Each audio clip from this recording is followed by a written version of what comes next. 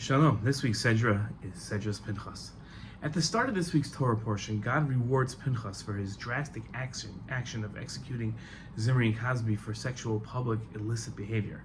God said, "Pinchas, son of Eleazar, son of Aaron the Kohen, who has turned back my wrath from the Israelites by displaying among them his passion for me, so that I did not wipe out the Israelite people in my passion."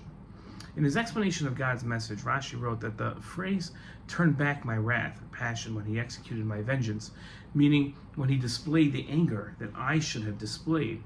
The expression wrath always denotes glowing with anger to execute vengeance for a thing. Rashi's comments are confusing. To explain the challenge, we'll study the words of the Rambam. Rambam explained that since it has been clarified that God does not have a body or physical form, it's also clear that none of the functions of the body are appropriate to him. Neither connection nor separation, neither place nor measure, neither ascent nor descent, neither right nor left, neither front nor back, neither standing nor sitting, neither sleep nor waking, neither anger or laughter, neither joy or sadness, neither silence nor speech, and the human understanding of speech are appropriate terms for which to describe God. Now, since God isn't physical and has no connection to physicality, all such descriptions involving physicality and the like, which are related in the Torah and the words of the prophets, all of these are metaphors and imagery. For example, when the pasuk says, "He who sits in heavens shall laugh," they angered me with their emptiness, and as God rejoiced. With regard to all such statements, our sages said, the Torah speaks in the language of man. This is borne out by the rhetorical question asked in Jeremiah, "Are they enraging me?" God can't be angry because God has no emotions, and since emotions are extension of human physicality.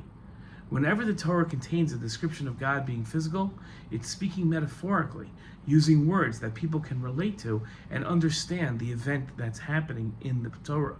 God wasn't actually angry when Pinchas killed Zimri, so what did God mean when he explained the opening verses in this week's Torah portion as God saying Rashi showed the anger that Pinchas showed the anger that should have been shown by God? Rashi's comments aren't only confusing because they attach physicality to God, but because they seem to extol anger, a forbidden character trait. The Rambam wrote that anger is also an exceptional bad quality. It's fitting and proper that one move away from it and adopt the opposite extreme. He should school himself not to become angry, even when it is fitting to be angry. Another statement about anger by Rambam can help us understand Rashi's explanation of God's statement to Pinchas. Rambam wrote that although it is forbidden to be angry, if a person should wish to arouse fear in their children or their household, or within the community if they're a communal leader, and wishes to be angry at them to motivate them to return to the proper path, then that person should present an angry front to them to punish them. But inwardly, they should be calm.